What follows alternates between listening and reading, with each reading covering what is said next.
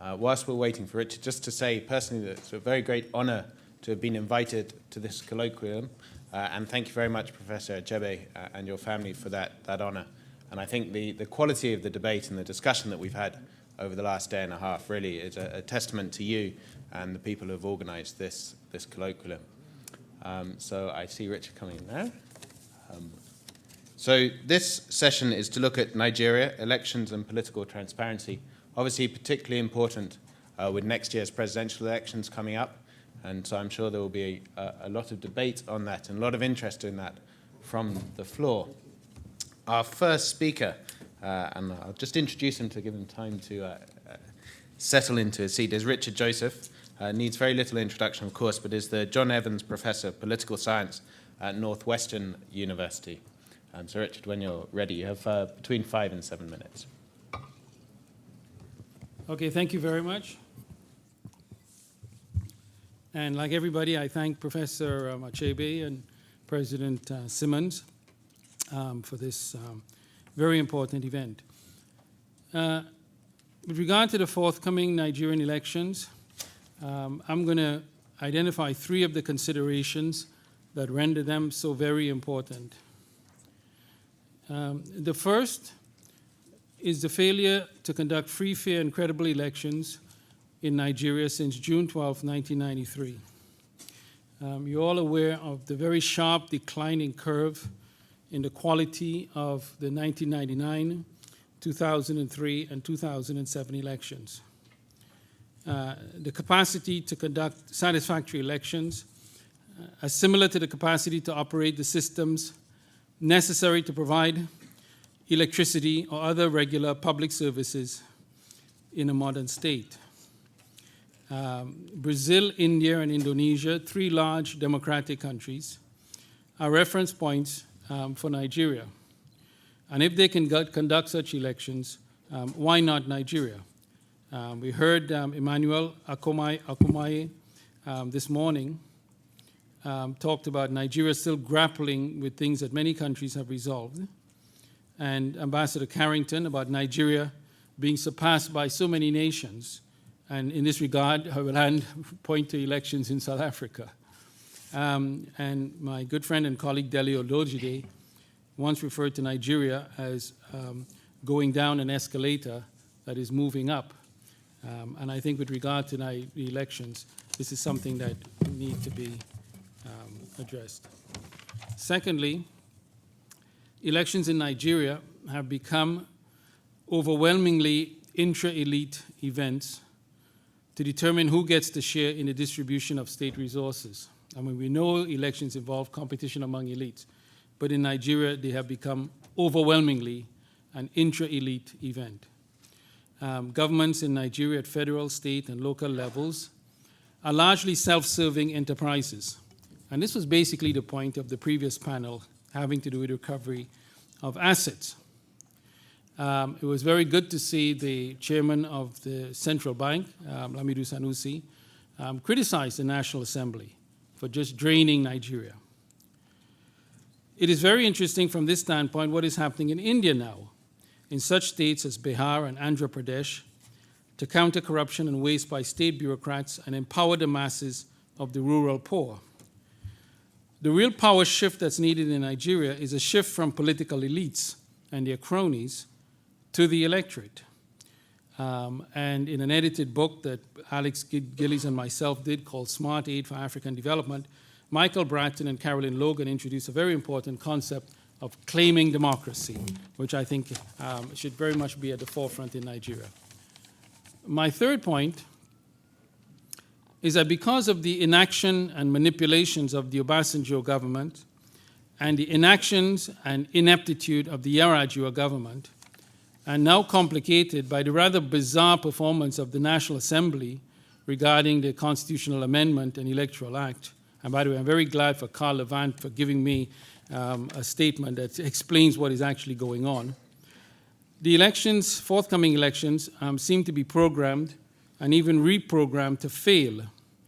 Some of you might remember the efforts to sabotage the 1993 elections right up to their occurrence. I believe that INEC, professional and civil society organizations, plus external supporters, have to coordinate efforts, very much against the odds, to have reasonably credible elections in Nigeria in 2011, because the peace, unity, stability, and national integrity of the country could be gravely compromised. In their bid for power at any price, Nigerian politicians have been rolling the dice with the nation's future. Those dice can roll off the table, or the table could be pushed over by Nigerians totally fed up with these abuses. We know what almost happened in Kenya in 2008, and we know what is happening right now in Cote d'Ivoire. No one wants to see Nigeria go that way, but at the same time, and to pick up a point made by Sowore in his presentation, we cannot be complacent. Thank you. Thank you very much, Richard. And bang on time, even a little bit under, so a great example for the rest of the panel. Our next speaker is Chief Emeka Izeze, who's the Managing Director of the Guardian Newspapers, Nigeria. Over to you, sir. Thank you, Roger. And let me also, like everyone else, also express my appreciation to Professor Achebe for giving us this opportunity. Last year he did this, and it was a very worthwhile effort. And I haven't gone through yesterday and half of today. I can also say that it's been worth all the effort. It's also a challenge that if at this stage it will still be doing what it's doing, we'll probably have to do much more ourselves. I'm going to center on why elections succeed or fail. And for election to succeed or to fail, there are certain things that must necessarily be present or absent. And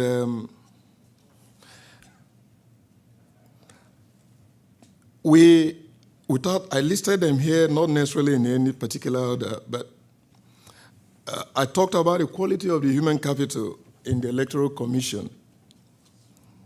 I talked about the perceptions of such officials, born out of their own activities and words, and sometimes out of their own antecedents.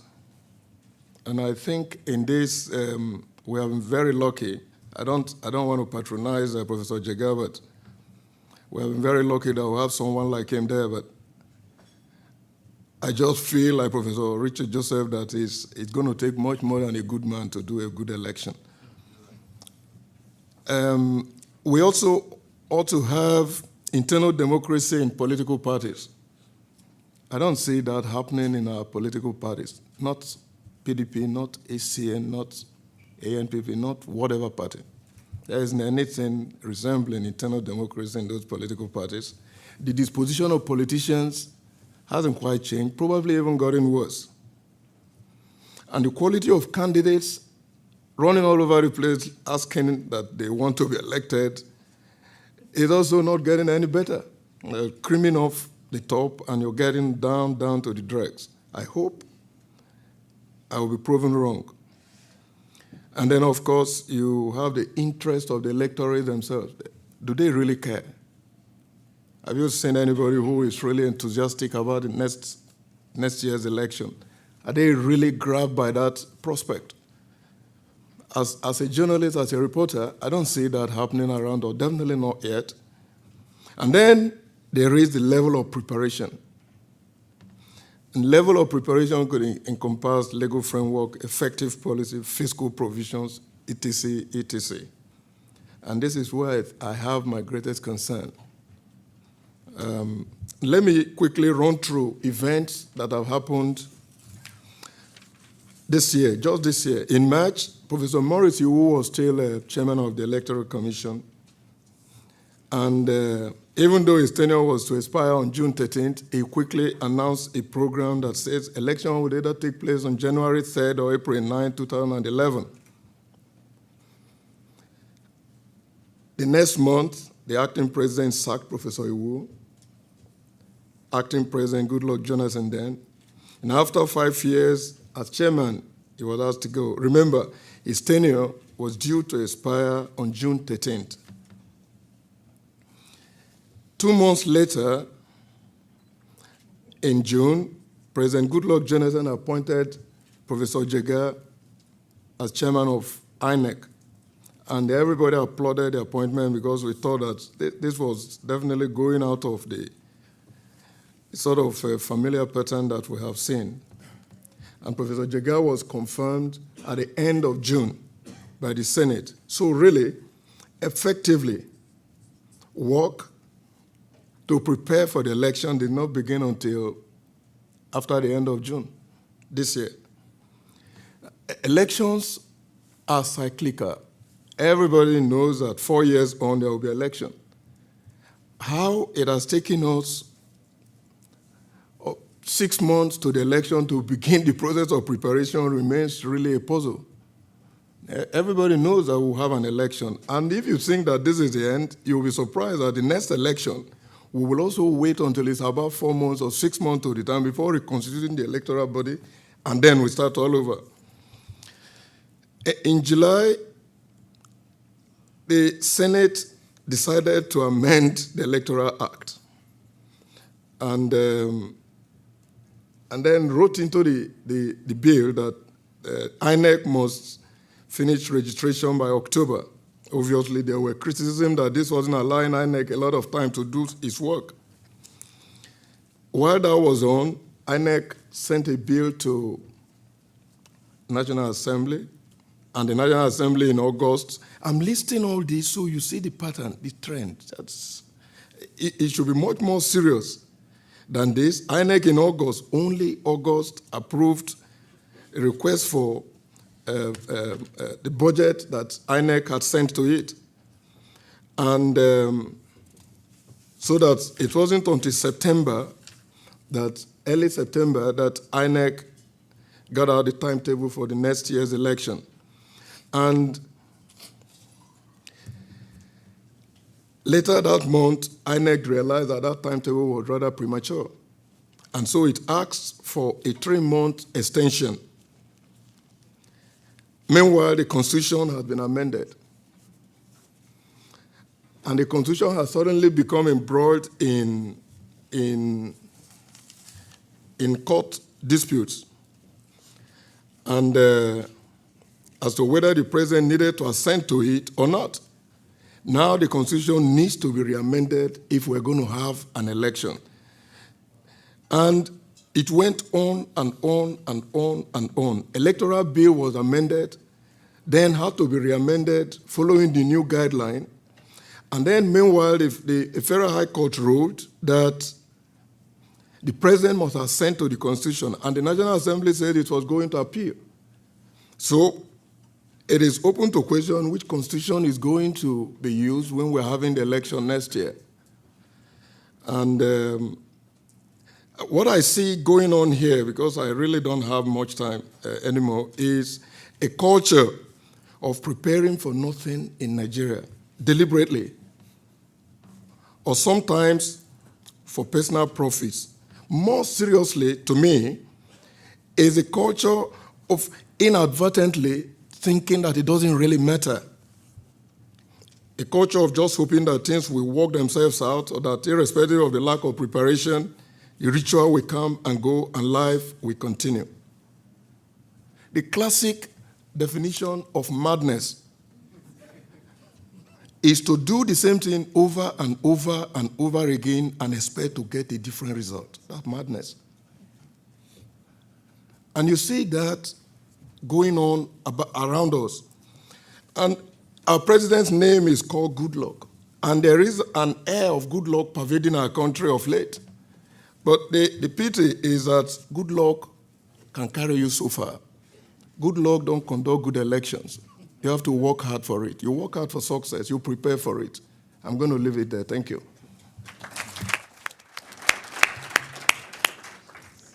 Thank you very much for very insightful words there. Our next speaker is somebody intimately involved, obviously, in the process of preparing for this election and in the conduct of the election. It's Professor Attahiru Jega, the former Vice Chancellor of Bayero University in Kano, and now Chairman of the Independent National Electoral Commission. Thank you very much. Let me join others in congratulating Professor Achebe and in thanking the president of Brown University and Professor Achebe for giving us this privilege and opportunity to be a part of this colloquium as a participant. Many people in my generation have read Chinua Achebe and have been inspired by the ideas and the wit and the wisdom in his books. And we've also been inspired by his concern for progress and positive change in our country. And many of us are incurable optimists about the future of our country, and to a large extent is drawn from that inspiration. Rather than talk about elections, I would have been happier talking about Amalenzi the cat in Things Fall Apart, and the lizard that fell off an Iroko tree, and so on. Because I have a friend whom 40 years later we still call Amalenzi the cat. And but I have to talk about elections, so I'll come back to the topic. Obviously, maybe just about 6 months or so ago, I was a university professor reading people like Richard Joseph and agreeing with some of the ideas they convey about how we muddle things in our country, how we don't seem to get it right, and how concerned we are about what contributions can we make to get things right. Certainly, muddling through has been a major tendency in our politics, in our economy, in the governance process. I think in the last few years, maybe 2 years or so, there has emerged a consensus in our country, and perhaps for the first time on any major national issue, about the need to get elections right. There is a concern with the governance process. I think there is a total agreement with one of the themes that Chinua Achebe addressed maybe a couple of decades ago, the trouble with Nigeria, which he said is a problem of leadership. It's a problem of governance. And to get it right in a democratic context, we have to begin to get our elections right. I think that national consensus led to an effort for electoral reform, and I think the appointment of our commission and our inauguration in June, 30th of June, is really part of that process. So now we are saddled with the task of conducting elections in Nigeria in spite of the very, very tight time frame, and we are challenged to do our best to ensure that we get things right. It's a formidable task. It's a very, very difficult and challenging task, but it's a doable task. It's not an impossible task. And obviously, the challenges are operational, they are logistics, they are about how you can change attitudes that are deep-seated, and how you can get the actors to begin to play by the rules. So it's very, very difficult, but we have been inspired as a new commission by the growing and overwhelming positive feeling of Nigerians about the need to get things right, and we are doing our best to address this. There are several levels at which we've been trying to approach this job. One, we needed a good legal framework for our work. And in spite of everything, we've now got an Electoral Act in place, and we have a constitutional amendment process which gives us all that we have required in terms of giving us an adequate legal framework. As Mr. Izeze said, obviously there still seems to be an ambiguity with regards to the passage of the constitutional amendments. But I believe very strongly from what I know as of now that this problem has really been resolved. It's just a matter of time for the amendment to take effect. Now, in terms of preparations, yes, there are so many serious concerns with regards to the capacity of the Independent Electoral Commission as an election management body.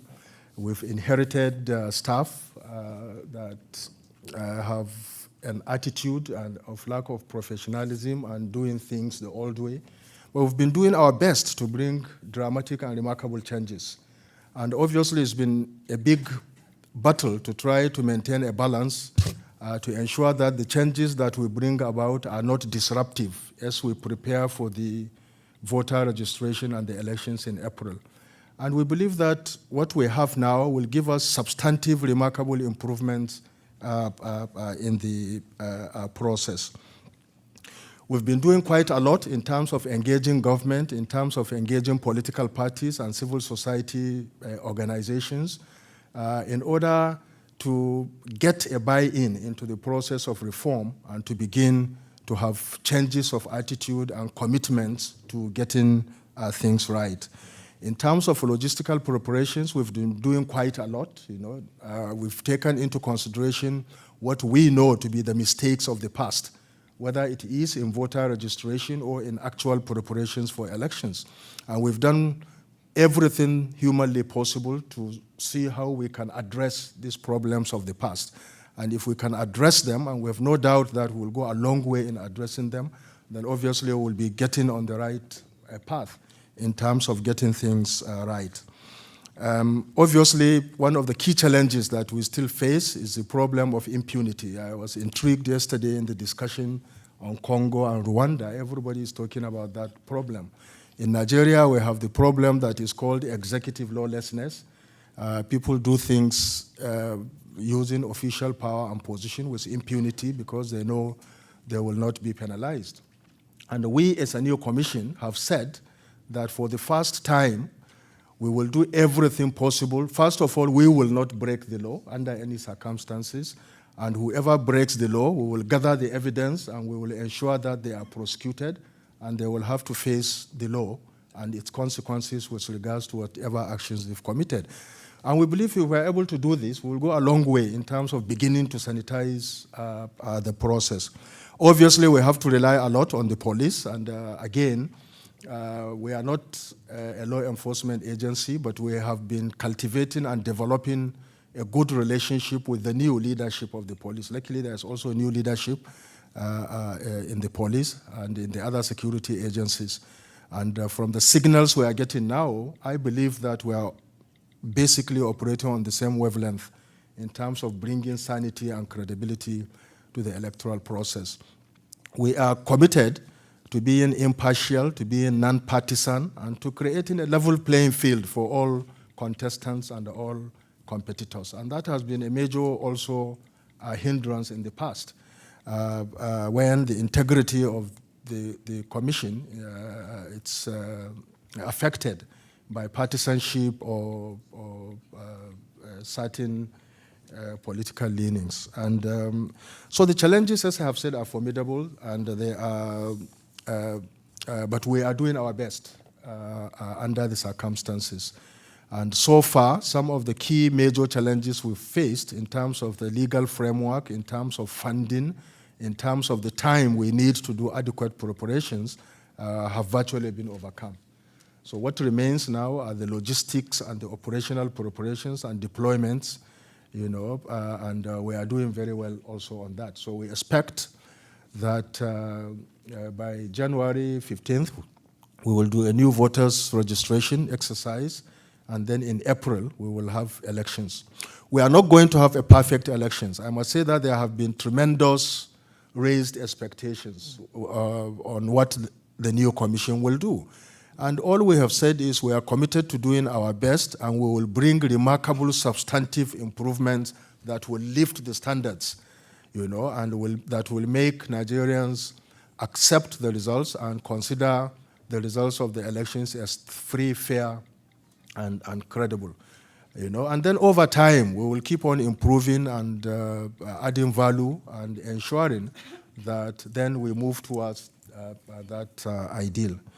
But I must say that we have been inspired by the commitment and support of all segments of Nigerians, including our development partners, in terms of how we can make a success of this.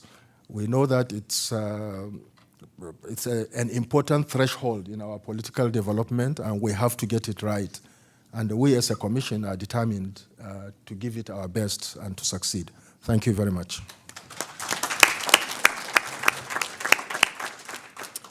Thank you very much, Professor Jega. Our next speaker is a human rights lawyer from Lagos, Achebe. Thank you, Mr. Moderator. I need to disclaim the claim that I am a human rights. I'm just a lawyer, and except to the extent that every lawyer is concerned about the rights, human or otherwise, of their clients. I also want to, perhaps I can say, Pa Achebe, to thank you. When you become 70 in Nigeria, you become entitled to the honorary title Pa. And since prophet and professor have been used to, a lot, I will settle for Pa Achebe, and to thank you for being a father to us and to on the continent, because you've raised issues. I mean, from yesterday's experience, many of us would have had a sort of wake-up call about the games that we've been playing with ourselves in Nigeria. Now, this panel is about elections and political transparency. And so I felt that I would approach it from the perspective of the need for transparency in the electoral process. Showore, I should say, young Showore, was not impressed with the efforts of civil society on the anti-corruption front. And really, one can see why the length of time that has been taken for any fruit to be born on the anti-corruption front is enough reason for annoyance, to say the least. Now, with regard to electoral corruption, we really don't have the time to wait. We can't afford for the long processes that are being undergone in the financial corruption side. We really need to move a little bit faster. I mean, we've just had 2 elections overturned at the governorship level, where the person who was usurping the governorship's seat, the governorship, had been there for over 3 years. And really, this is not good enough. So about transparency in the processes, I want to say also with regard to Professor Jega that his commission needs itself to imbibe the virtues of transparency. And whilst I don't expect him to come to the United States and make major statements about what is going to happen in the electoral process in Nigeria, because if he did, we would rightly jump on him for saying, why can't he say that to Nigerians? So we don't blame him for that. But I want to say that we do have a lot of faith and expectations of him. And this is in marked contrast to his predecessor, Maurice Iwu, who simply did not inspire us with confidence.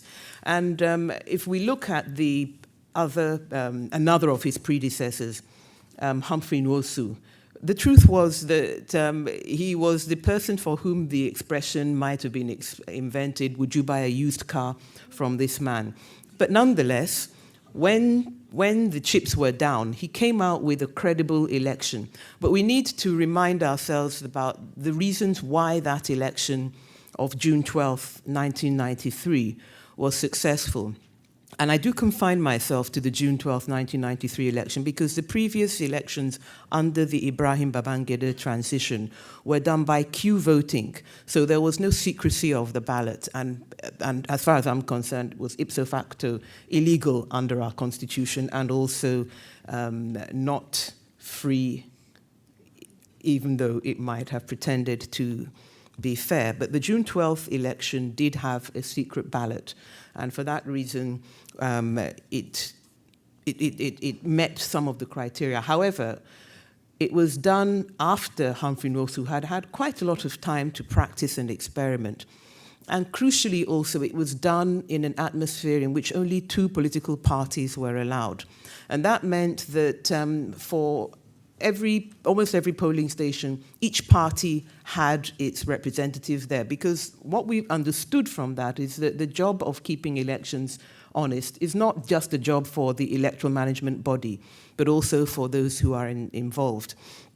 Now, with regard to the processes that are undergone, I would say that what we want to see is transparency about the voters' registration process. Now, I know that your predecessor, Professor Jega, had made a lot of excuses about why he could not put the voters' register online. But I think it ought not to be beyond the wit of man, or in your case, the Independent National Electoral Commission, to devise a means by which we can all check, this is my polling station, and how many voters are registered at my polling station. So that when the figures come out and it turns out that 50 people voted at a station where there were only 20 registered, we will be able to see and check. So we also want, so we're thinking of that, as well, of course, as display. I know that the argument will be made that, oh, not everybody has access to the internet. Yeah, well, you know, there are, in addition to the internet, things that need to be done.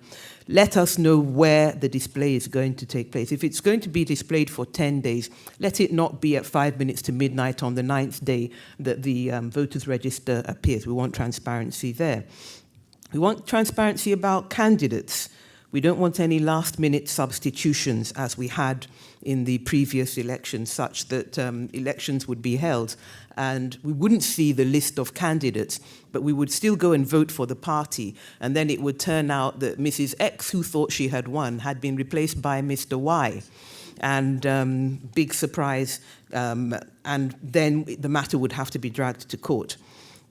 We want transparency about the voting method. I make no apologies for saying that the June 12th method of having people come for accreditation, at which point the any errors in the voters' register could be weeded out, and you would come back with your accreditation process, your accreditation slip for the actual voting process, seems to me the one that worked, simply because it limited the amount of time that there was for rigging. Everybody had to be there at the same time, all over the Federation, to vote at the same time. Obviously, Humphrey Nwosu had the power of a military dictatorship behind him when he was organizing his logistics. But at the same time, we don't want to hear about INEC telling us that we didn't realize that there were creeks in River State and that we would need boats. We want transparency in the collation. The reason why I don't think that there is much point in being proud of a queue voting system, apart from the fact that it, quite frankly, is an insult to most voters. But we want transparency in the collation system, because once the queue is gone, it's actually the collation which is where the rigging takes place. Since June 12th, we've always had votes counted at the polling station and declared at the polling station. The trouble is what happens after. So we want to be able to have INEC saying, we welcome television cameras in the collation centers, watching the collation going on, posting it up so that we can all follow the process. And if there must be litigation, which we hope these measures will prevent, we want transparency about immediate access for those who are complaining about the electoral material, so that they can check and see whether they've got something to complain about. We also want transparency about what INEC will be prepared to go and defend before election tribunals. We don't want more rebukes for the INEC from even the Court of Appeal, where they would say that they expected INEC to present the facts and then be neutral about the adjudication on the complaints. So these are some of the areas where we want transparency. I'm not going to say much about the business of transparency in procurement of voting machines and all the rest of it, because I think that one thing that we could see about the budget that INEC got was that the National Assembly, thinking that they could stall, actually found themselves under pressure from the entire Nigerian people. And this is where we must not overlook the effect of what Nigerian people, when the public opinion is alive and responsible, they have to respond to it. Of course, now they're biting their fingers that all that money was approved for INEC and we didn't put in our own, you know. But nonetheless, but we expect your machines to work and to be here on time. Thank you.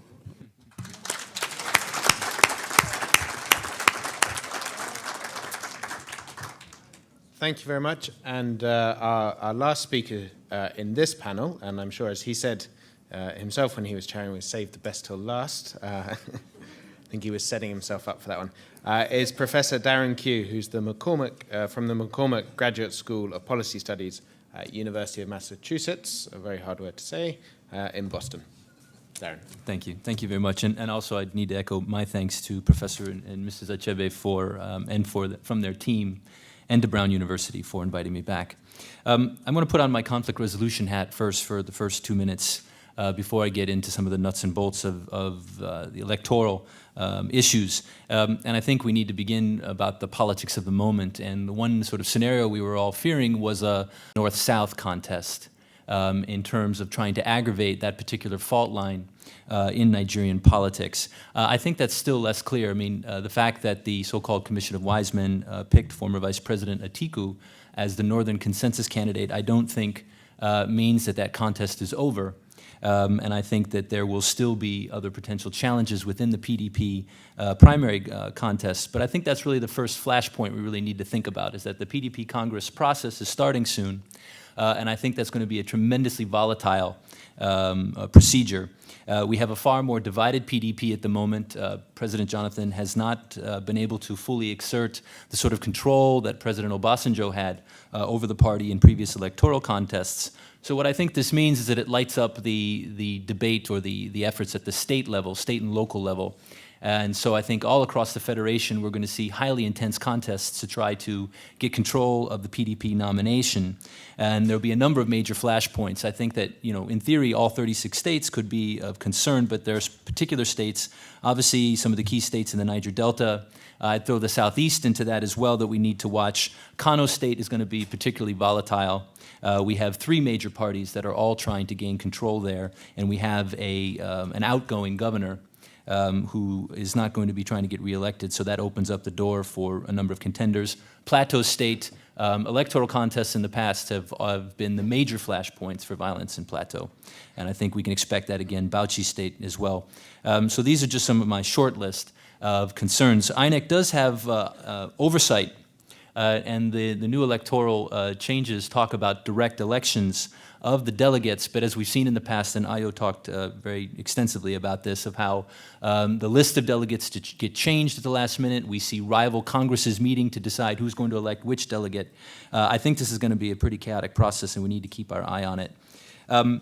I think the appointment of a very credible chairman in INEC is a real game changer and really has opened up the skies in a way that prior to Prof's being on seat raised a lot of questions. But the state level leaders in INEC, the RECs, many of those, you may recall, there was a real firestorm about some of them being former PDP or current PDP members. The president took some of those out of the list at the time, but we still have a number of questionable individuals at the state level, which I think that when you combine that with an increasingly credible federal INEC means that the locus of corruption and competition is again going to be at the state level, and we have to look state by state. The party primary processes in the state are going to be very volatile. And we're going to see, I think, the politicians putting their main focus on the INEC staff and machinery at the state and local level.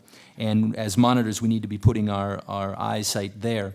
And I would also echo Richard's point about Professor Carl Levan's work on some of the INEC-related amendments are online if you look at his website, and also a plug for Professor Bolaji Aluko, who always follows the election data very, very closely. His website will have a lot of good information on that.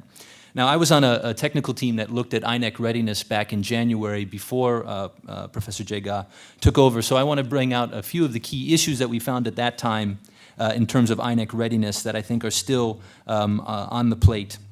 First and foremost is the voters register. Last January, it's an absolute mess. We have all sorts of ghost voters. There are incomplete lists, double names. So the old register is not virtually useless, but it's certainly deeply, deeply problematic. And I think that, as Ayo mentioned, it's going to take quite a bit of time for the new registration process to allow voters to go and to try to correct the lists, to deal with changes. So what I think this means is that it's going to fall back, in addition, to be augmented on registration at the polling site itself. The electoral law allows for this, but I think as part of the preparation, we're going to have to foresee the fact that many Nigerians are going to have to show up at the polling stations themselves and to try to get registered. And as we know, there's a lot of problems that can come with that, and I think we need to foresee that coming at its most basic, increasing the amount of time it's going to take just for voting to take place on election day itself, and so that's something to foresee. Second, to echo what Ayo said, I mean, another problem we found in the past was that results were not announced at the polling station itself, and this is absolutely key. Professor Jega has mentioned that this is, or has said publicly that this is, he's going to do it and it's going to make sure it happens. It's got to happen. That the rest of the transparency pyramid falls apart if we don't have real results displayed and announced at the polling station. And when I talk in a minute about the parallel vote count, it's going to be critical for those results to be there. And that has to make sure that it continues. The question of ad hoc staff. The ad hoc staff is always a problem. INEC, in the run-up to the election, the people actually sitting at the polling stations themselves are certainly, you know, there's a small stipend, and they've been tremendously prone towards being compromised in past elections. And I'd like to hear more about some of the things that are being done. There was a proposal prior to Professor Jega coming to have youth corpers as potential ad hoc staff. In the past, it's been more civil servants. There's been an ongoing debate about who is less corruptible. I think that you know, this is a point we need to think more about. The police has been mentioned as well. They are tremendously needed, but they're also deeply compromised. The governors themselves have a tremendous amount of leverage over the police.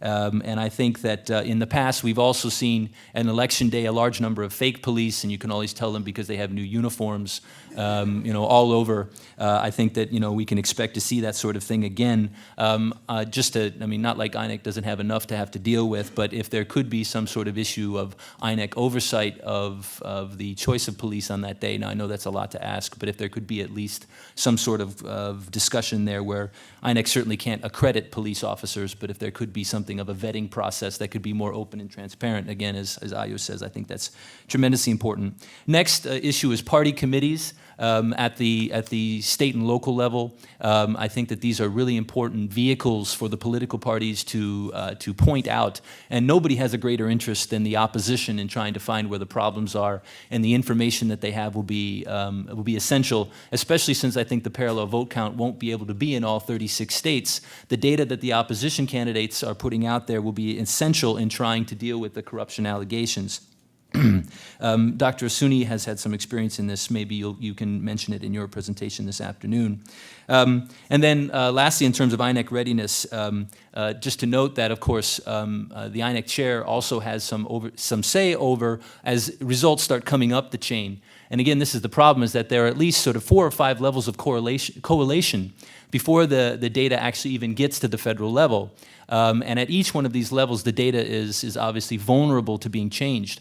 The INEC chair at the federal level has some say over what sort of data will be questioned as it comes. And I think that that's an important bit of leverage. And to end on the point that I think time is on INEC's side and on Professor Jega's side, and I think that there's a lot of talk out there about Professor Jega being set up, and I don't think that's the case. He's mentioned about the internal reform changes that are going on, but Ayo mentioned that we've seen 11 or 12 of the gubernatorial elections overturned in recent years. I think we can very well expect we're going to get at least that many challenges this time around. And what that means is that over 2011, 2012, and 2013, as INEC is getting stronger, INEC is going to be able to rerun these elections one at a time and bring the full force of a reformed INEC to bear on many of these different elections as they are rerun. And I think we're not just talking about April 2011, we're really talking about the next 2 to 3 years as we start seeing a vetting and a changing over time where INEC is going to be able to deal with these things. And sorry, just lastly, about the election monitors, note that we are going to have a parallel vote count coming down the pike. It looks like it's going to be maybe 8 states. I'm hoping they're going to up that number, and I hope that some of the other donors beyond the Americans are thinking about trying to expand that network. Can they cover some of the states where some of the American grantees are not going to be able to deal with this, and to again sort of echo the plea that both the media and the parallel vote counters are going to be able to have the free access that they need in order to put that data out there. And then also a plea to my co-international observers that we put our data that we gather to submit it to the Nigerian parties and to the electoral bodies so that they can use this data as well in these upcoming court cases. So let me stop there. Thank you.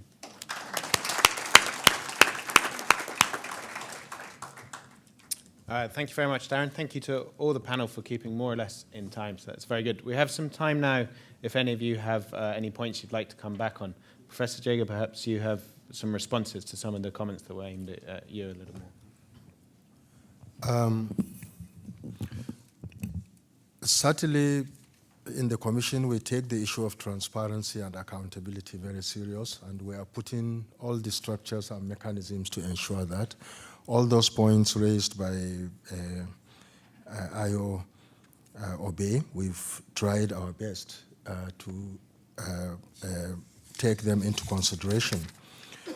For example, when the voters list is ready, we will put it on the internet.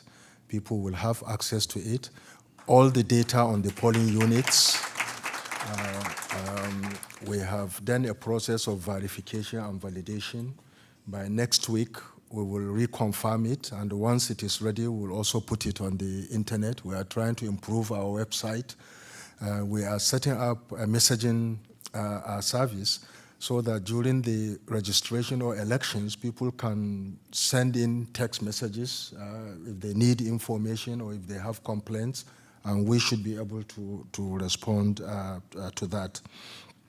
Similarly, luckily for us, the new Constitutional Amendment and the Electoral Act has gone a long way to sanitize the problem of late substitution of candidates by parties. And we're also going to be very, very serious about deadlines and submissions of names of candidates. We've been engaging the political parties. We've been making it very, very clear that it's not going to be business as usual, and that we expect, at the minimum, people to respect their own laws in addition to the other legal framework for elections, namely the Electoral Act and the Constitution. Obviously, logistics are very, very challenging. They are very difficult areas of difficult terrain, and we've already been discussing with the armed forces about what level of support we can get to move men, material, and so on to these difficult areas. The Air Force has been very supportive to INEC in the past, and we've been discussing how we can strengthen that relationship and make it positive to ensure that we get materials and personnel well in advance before the commencement of the exercises. Obviously, again, as I said, a lot of debate going on. Are we being set up to fail? I don't know. I'm determined not to fail, and I'm glad to say that in the Commission we are unanimous in that. We see this as a major challenge. We've taken it. We've accepted it. We'll give it our best. And I do not doubt the possibility of some people who want business as usual to see how they can undermine the work of the Commission, But we take it as it comes. And as far as we are concerned, we think, we plan, and we ensure that there is a lot of cynicism in Nigeria. Obviously, we have tremendous goodwill and support, but there are many people out there who are saying seeing is believing. They don't believe that we can really deliver a successful election. And again, we are challenged by that. We will do our best. What we are saying, every opportunity we have, is to say, please, the expectations are so high. Don't expect a perfect election. But we have no doubt that it will be substantively, remarkably improved over what has happened in the past. And once we are able to do that, then we will keep on improving and getting things right and move towards that ideal that we all look for. In terms of corpus as ad hoc staff, we've already made that decision. The people on the National Youth Service Corps scheme, which is a one-year national service scheme, we believe, a better pool of resources from where we can get our ad hoc staff than going on the streets and just picking people. And the advantage of that is that not only are they enthusiastic on national service, if they do it well, they can get a certification of having contributed positively. But if they mess up, they can also be held to account because they are still doing, there is an institution there that can deal with that. We may not get all we need from the National Service, but we will get almost 4/5 from them. And we've decided to now go to the tertiary institutions and take senior level university, tertiary level students. And we are already recruiting. The universities are giving us full support. So we feel confident that we will address this. Of course, one of the key challenges with ad hoc staff is also training, the extent of training you give them to be able to do a good, competent job in the field. And we are also addressing that. In terms of readiness with regards to coalition and so on, as I have said, by the way, I have a 23-page PowerPoint here. There was no time, so I will I will circulate it. Anybody who is interested can take a copy where I detail the extent of our preparations and what we are doing. And a number of these issues that have been raised, we've taken them on board and are trying to prepare effectively on them. Thank you. Thank you. Are there any other points any of the panelists would like to make before we go into the question and answer session? I just want to make a point about the resident electoral commissioners as opposed to INEC.